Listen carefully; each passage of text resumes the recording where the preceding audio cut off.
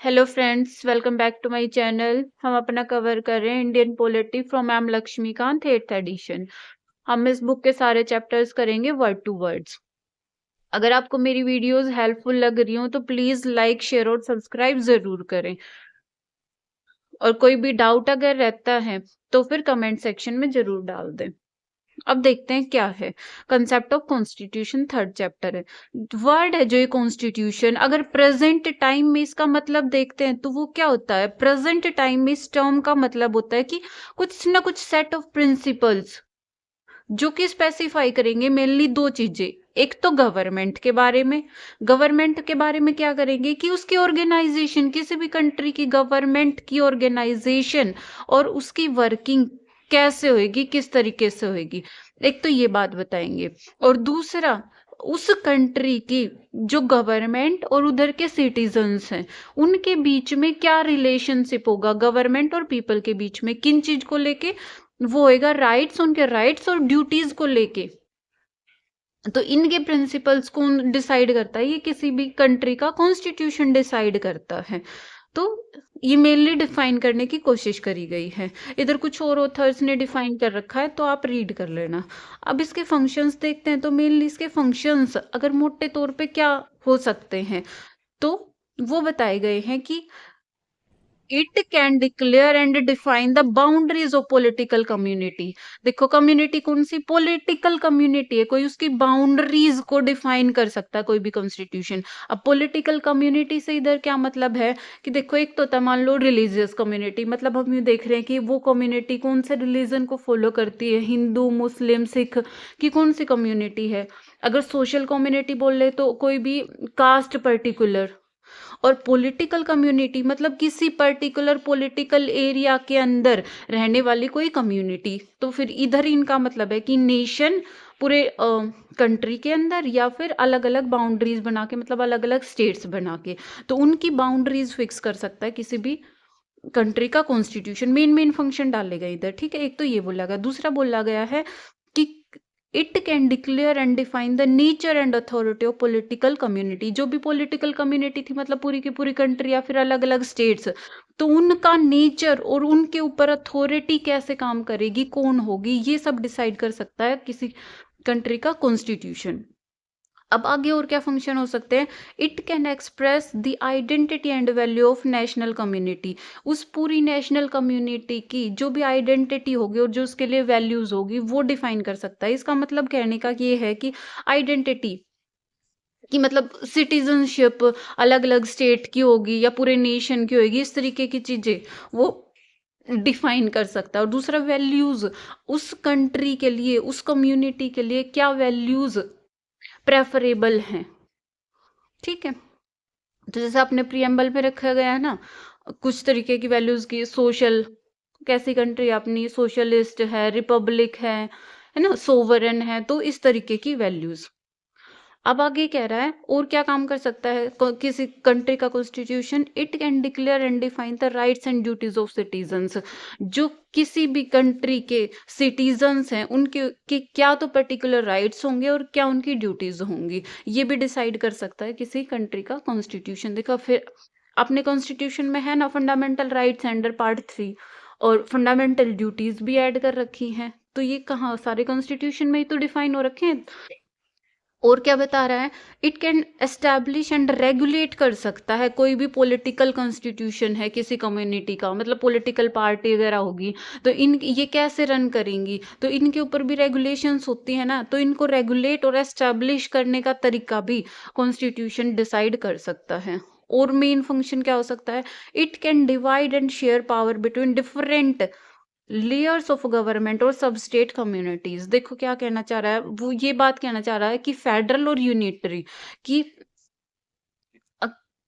कि कॉन्स्टिट्यूशन ये डिसाइड कर सकता है कि जो भी पूरे देश की अथॉरिटी है, जो भी पावर है, वो सेंट्रलाइज्ड रहेगी या फिर उसकी जो अलग अलग यूनिट्स हैं उनके अंदर डिसेंट्रलाइज्ड हो जाएगी, डिवाइड हो जाएगी। ये सब डिसाइड कर सकता है किसी कंट्री का कॉन्स्टिट्यूशन।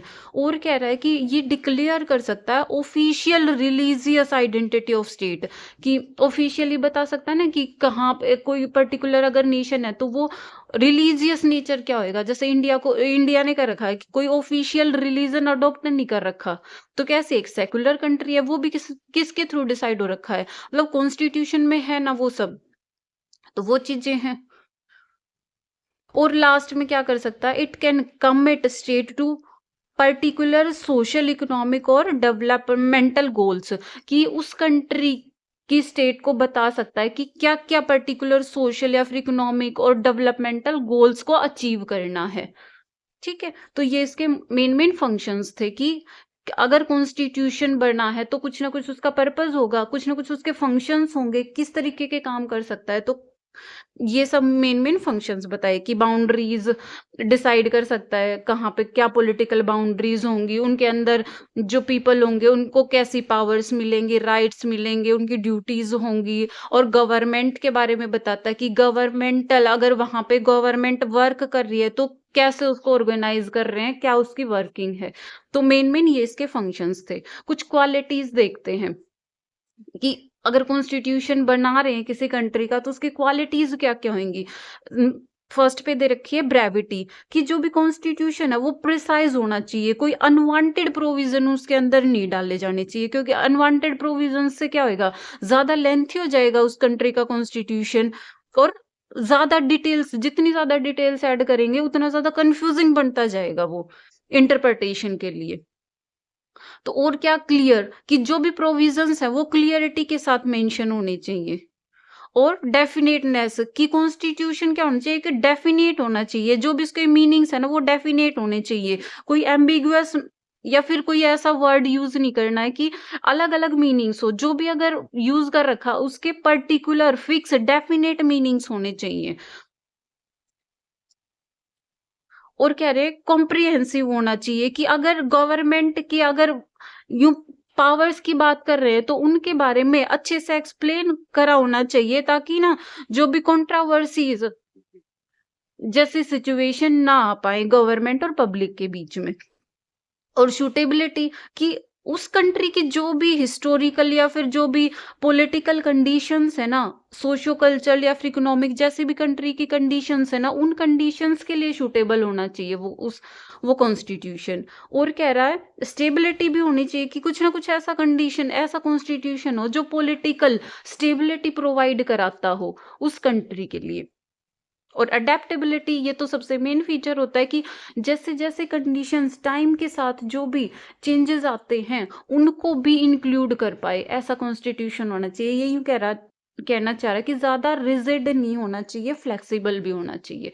और ये स्टेबिलिटी से मतलब था कि ज्यादा क्या नहीं होना चाहिए, फ्लेक्सिबल भी नहीं होना चाहिए, कुछ एक्सटेंड तक रिजिडिटी भी होनी चाहिए वहां पे। ठीक है, अब क्लासिफाई मेन मेन देख लेते हैं, इतना ज्यादा इंपॉर्टेंट है नहीं। कुछ कह रहा इवोल्ड या इनेक्टेड। इवोल्ड कॉन्स्टिट्यूशन वहां पे होता है, एक तो होता है इनेक्टेड, कि जैसे इंडिया के केस में है कि कॉन्स्टिट्यूएंट असेंबली बैठी और उसने अपना कॉन्स्टिट्यूशन फ्रेम कर दिया, उसने इनेक्ट कर दिया, कॉन्स्टिट्यूशन को बना दिया। और एक होता है इवोल्ड, की लंबे टाइम तक कुछ जो भी उधर की प्रैक्टिसेस होती हों, जो प्रिंसिपल्स होते हों, जुडिशियल डिसीजंस, इन सब के बेस पे, कुछ कन्वेंशंस के बेस पे एक कॉन्स्टिट्यूशन फॉर्म करा गया हो, तो वो कॉन्स्टिट्यूशन होगा इवोल्ड। और जो एक बार बैठ के और इनेक्ट कर दिया गया हो, मतलब लूज रोल, वो रूल्स फिक्स कर दिए गए हों, तो वो हो जाएगा अपना इनेक्टेड कॉन्स्टिट्यूशन। तो इंडियन कॉन्स्टिट्यूशन है वो एग्जाम्पल इनेक्टेड का। अब रिटन और अनरिटन, ये कुछ एक्सटेंड तक इसी के इक्वल है, इक्विवेलेंट है, इवोल्ड और इनेक्टेड। जो अनरिटन रहेगा वो तो क्या इवोल्ड होएगा, और रिटन मतलब इनेक्टेड है। और एक डिफरेंस ये है, जो रिटन कॉन्स्टिट्यूशन है एक पूरा एक रिटन फॉर्म में होगा, पूरा एक डॉक्यूमेंट की तरह। और अनरिटन में ये चलता है कन्वेंशन प्रैक्टिस के बेस पे, और जो भी जुडिशियल डिसीजंस होते हैं उनके बेस पे। तो फिर एज सच ए कॉन्स्टिट्यूशन के नाम पे पूरा डॉक्यूमेंटेड नहीं होगा, पर डॉक्यूमेंट्स इसके लिए अवेलेबल होंगे। एक होता है रिजिड एंड फ्लेक्सिबल, ये मेरे को सच में लगता है कि टू एक्सट्रीम है। एक तो कह रहा है रिजिड और एक कह रहा है फ्लेक्सिबल। रिजिड कॉन्स्टिट्यूशन में क्या होता है कि जो भी लॉज होते हैं ना, वो उनमें एक डिमार्केशन होता है क्लियर, वहां पे कि ना जो ऑर्डिनरी लॉज होते हैं वो अलग हैं और जो कॉन्स्टिट्यूशनल लॉज हैं वो अलग है। अगर ऑर्डिनरी लॉज को अगर चेंज करना है तो वो उनके लिए सिंपल प्रोसीजर है, पर अगर हम कॉन्स्टिट्यूशनल लॉज को अगर हम अमेंड करना चाहते हैं तो उसके लिए एक बड़ी डिफिकल्ट और अलग तरीके की प्रोसीजर होती है। और वहीं अगर हम फ्लेक्सिबल कॉन्स्टिट्यूशन में देखते हैं तो फ्लेक्सिबल में मोर और सेम जो भी कॉन्स्टिट्यूशनल लॉज हैं और जो ऑर्डिनरी लॉज हैं उनको सेम माना जाता है, सेम तरीके से उनको चेंज करा जा सकता है। तो ये सब है। अब यूं देखते हैं इंडियन, अगर इन दोनों का रेफरेंस लेते हैं ना, कहाँ पे ये एग्जांपल दे रखा है, जो फ्लेक्सिबल कॉन्स्टिट्यूशन है वो कहाँ पे है, उसको इलास्टिक इलास्टिक कॉन्स्टिट्यूशन भी बोलते हैं, और वो मेनली कहाँ पे है, वो यूके में है, न्यूजीलैंड में है। तो ये कुछ इसके एग्जाम्पल हैं। और वहीं अगर रिजिड कॉन्स्टिट्यूशन का एग्जाम्पल देखते हैं तो जैसे USA, Australian constitution, Switzerland constitution, तो ये सब। अब इंडिया तो इनमें कहीं इंक्लूड नहीं करा। अगर इंडिया का कॉन्स्टिट्यूशन सोचते हैं तो वो कैसा होएगा, वो अपने को पता है उसके लॉज यूं भी नहीं है कि जो नॉर्मल लॉज की तरह हम कॉन्स्टिट्यूशनल लॉज को अमेंड कर सकते हैं। तो मतलब ये क्या फ्लेक्सिबल नहीं है और इतना ज्यादा रिजिड भी नहीं है कि बिल्कुल कर ही ना पाए उसको।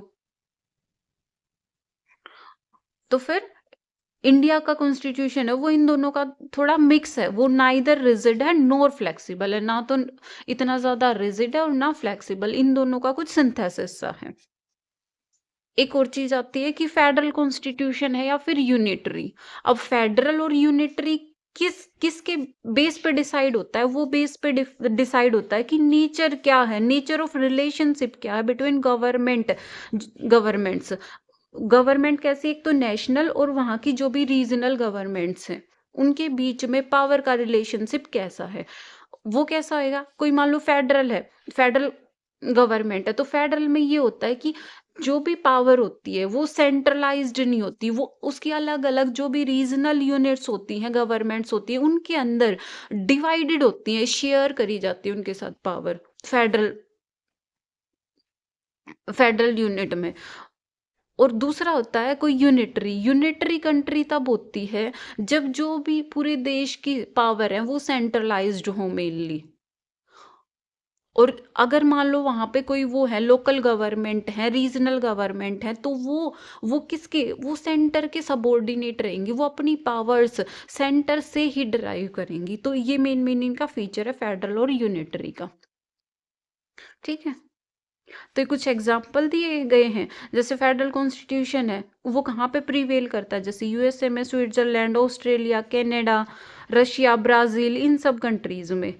और अगर यूनिटरी कॉन्स्टिट्यूशन देखते हैं वो कहाँ पे प्रीवेल करता है, जैसे यूके में, France, Japan, China, Italy, Norway, कई सारी कंट्रीज मेंशन कर रखी हैं।